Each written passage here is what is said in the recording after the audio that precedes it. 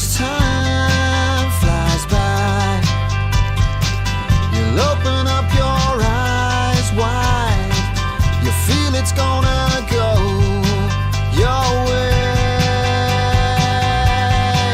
Hey, hey, it's a brand new day.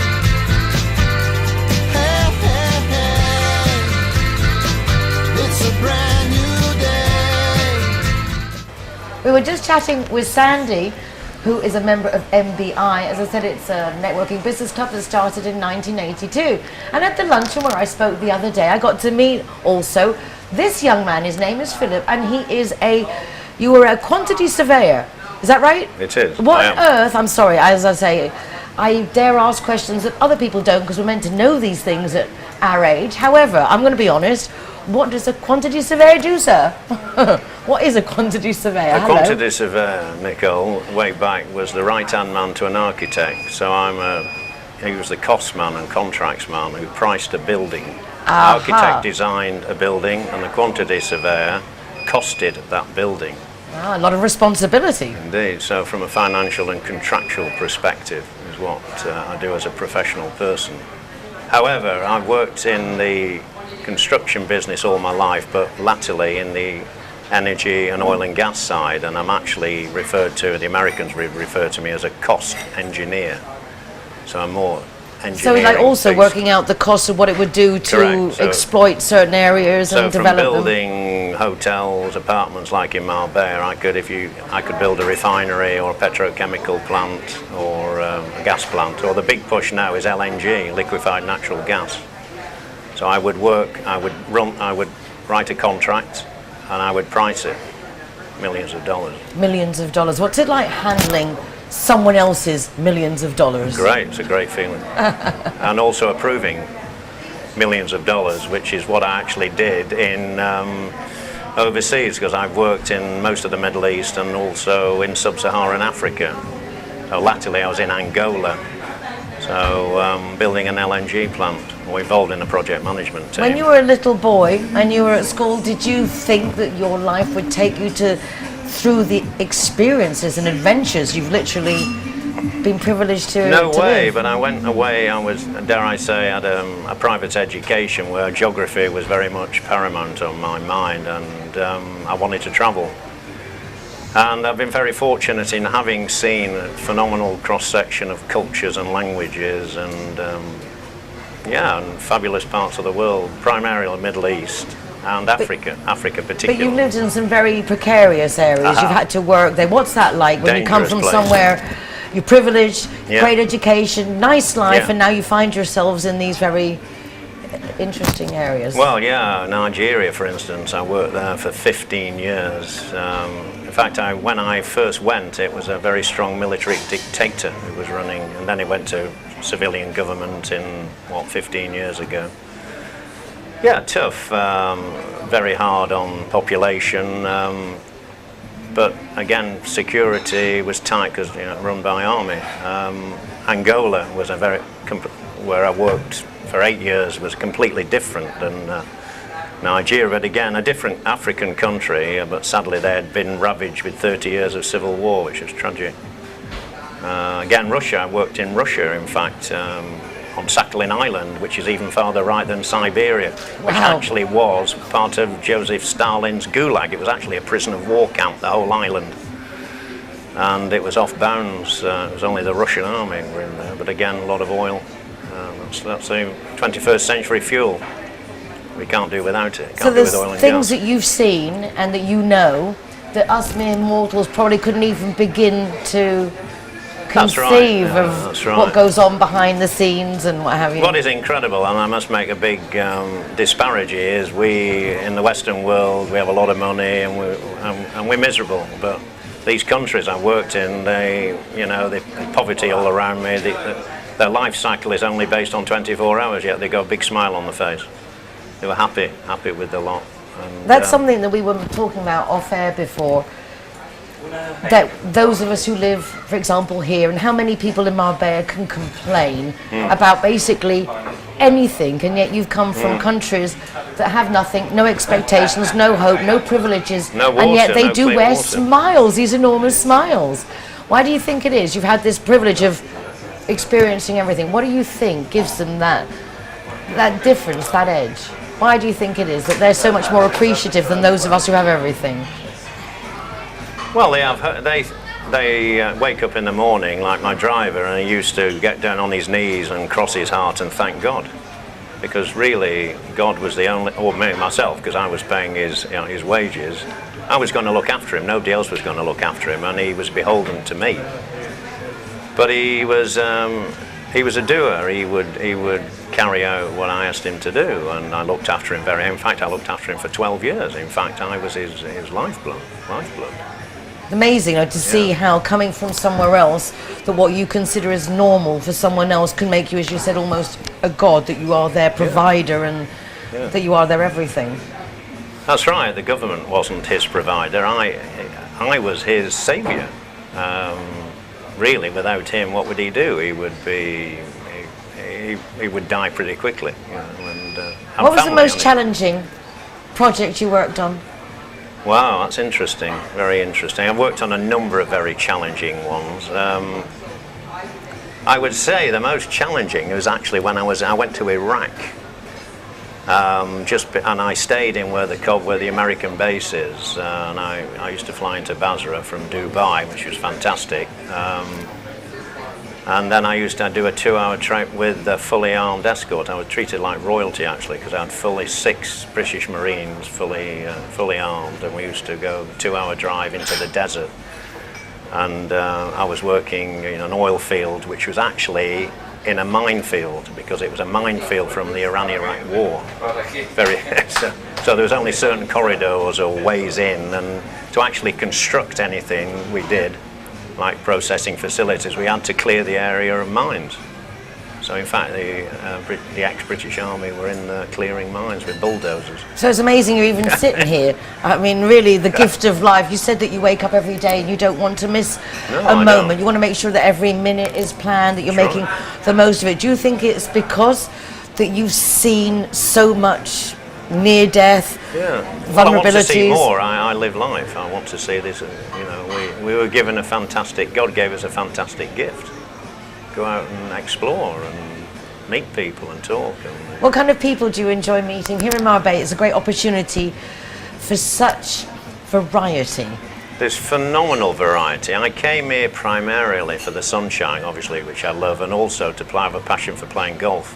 But I'm a sportsman, so many sports. I'm a racket sportsman, so squash and tennis were my main. And what I love here, which is a fantastic sport, and I would advise anybody to get into it, is paddle tennis, because it's a hybrid of squash and tennis. And it is so much fun. I'm a paddle player, I have to say. It's a nice mix between squash and the tennis. It's more social or closer. Not enough days in the week, really, because you've got every conceivable type of boating, from water skiing, yachting, power boating. But you're semi-retired. I don't think you've completely retired. You're like still dabbling. No, I still want to work, and I'm working on a business which I can let people know my website. There's no yes, problem please with do. that. What's your website? What's the business about? Well, it's actually health products, because I've always been into sport, and I used to take a lot of vitamins when I used to play at a high level in squash, because I used to be a county player for 40 years ago in squash in the UK. So I've always known about vitamins and nutritional supplements. And it's all to do with well-being and lifestyle, and all this product I'm selling is aloe vera, which most ladies know a lot about aloe vera, probably know far more than I do. Well, we're lucky because we have aloe growing. That's correct. Locally. In fact, I believe there's something like 200 different species of aloe vera, but this is a particular type where they strip the gel. The company strips the gel out of the leaf, and it goes into a patented system, and and you drink it. It's a drink for a kid. And that's what's keeping you looking so good and healthy? Hopefully, yeah, and the sunshine. Yeah, I look after myself. I try and eat the right things, fish, I love the right diet. Well, you've definitely got a nice selection of places to come There's some and fantastic eat in places. Marbella. But like here in the harbour, and I have to say that we went to celebrate Lily's birthday to the playwright in Ilveria. Oh my God, it was so good. And the menu's different, and that's nice as well. Have a little bit of variety, not have the same thing, and that's what I think Marbella offers for you. No, the variety of living every day. You can do something different every day. There is, like the Beatles, there was 8 days a week in the Beatles week. I wish there was 10 days in my week. Only 7, you can't do Well, everything. that's something to work from. A 10-day week for Philip. I'm sure you deserve it. It sounds like you've had like a 14-month year every year, all the different things you've done. Yeah. So I like to keep, I hope I will continue. I've got to keep myself in shape. it's important though to keep yourself busy and active. But you've got to keep body and mind and stay positive.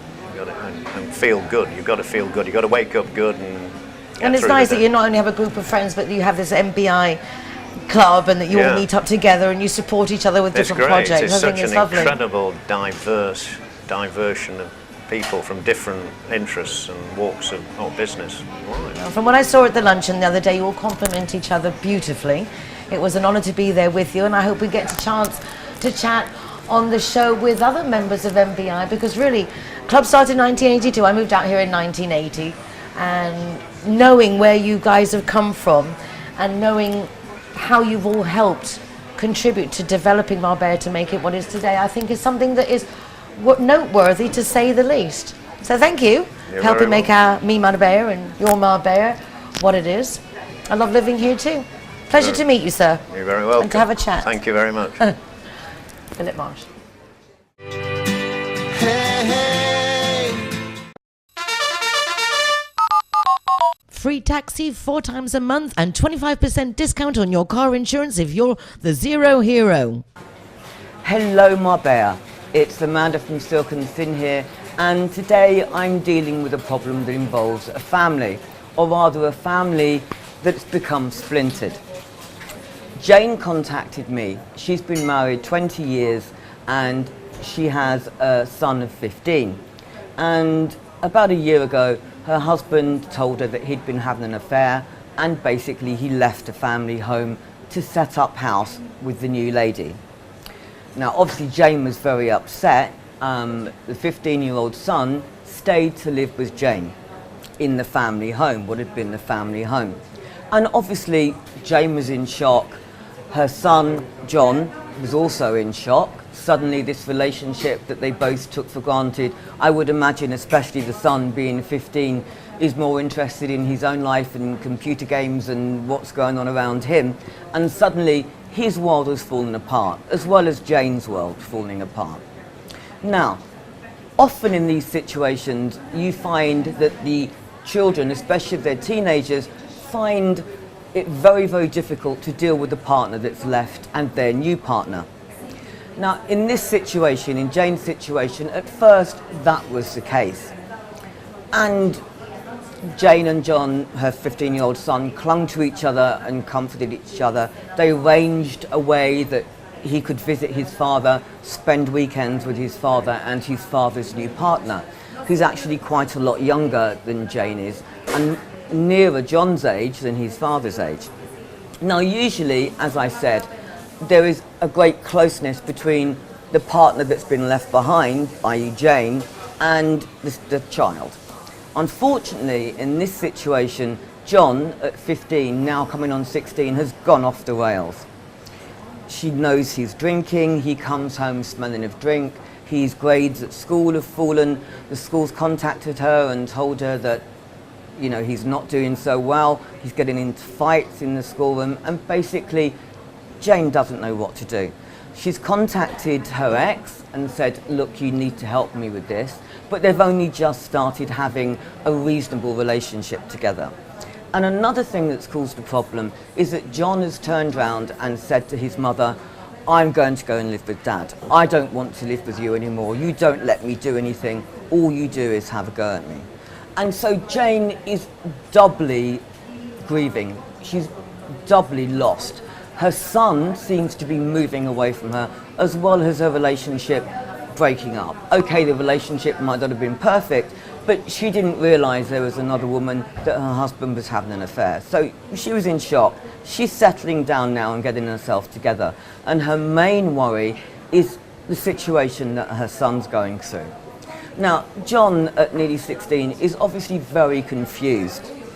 He feels a great fondness for his father. They've always got on very well and done things together.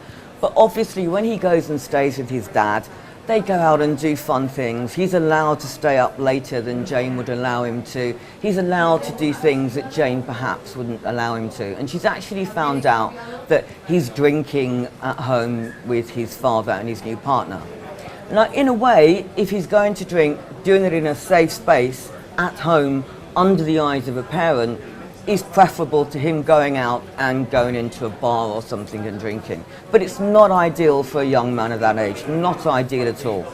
To start on alcohol at such a young age is not a good thing, at least not in the way that John's drinking. He's coming home quite drunk, falling over. He's also bringing lots of people that Jane doesn't know. He seems to have changed his set of friends and be running with a very fast set that are sort of slightly older than him and are misbehaving, and he's fallen into that troublesome set. Now, Jane is at the end of her tether. Her ex isn't being very helpful. He is saying, well, if he prefers to be with me, so be it. But he doesn't actually want John to move in permanently with him and his new partner. And so Jane's in a quandary. John, her son, is saying, I don't want to live with you, Mum. You're too strict. All you do is tell me off and stop me doing things. Dad lets me have fun. But Dad doesn't want John to live with him full time. I would imagine he wants to spend time with his new partner, and the idea of having a teenage boy around constantly when they're in the honeymoon phase of their relationship is not easy. Now, this is a very difficult situation. I have recommended that Jane stays in lots of contact with her ex, and that also they possibly look at family counselling. They can find this out through local counsellors. There are counsellors here that specialise in family counselling. Perhaps the school should help. She definitely needs to ask the school for some help and explain the situation to them. But she needs, if possible, to keep her temper and not lose her temper with her son, which is what's been happening. Understandably, she's so worried. She gets angry. He turns up at 3 o'clock in the morning drunk. She screams at him, feels awful. Her son feels awful. Now, we'd like your views on this. Please email us in. Email me at amandasilkensin, or email me at Marbella Now TV via Nicole, and we can look at this problem. I think it's something that a lot of people suffer from. Anyway, at the moment, as I said, I'm recommending family counselling if all parties agree, including the new partner. And I'm sure you agree with me.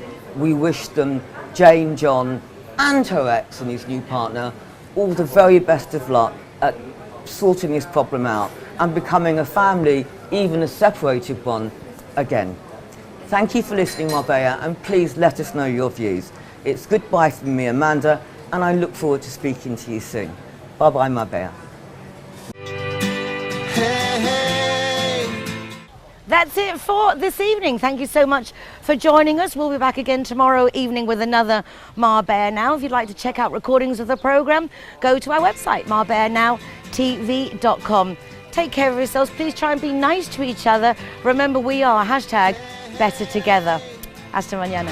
It's a brand new day.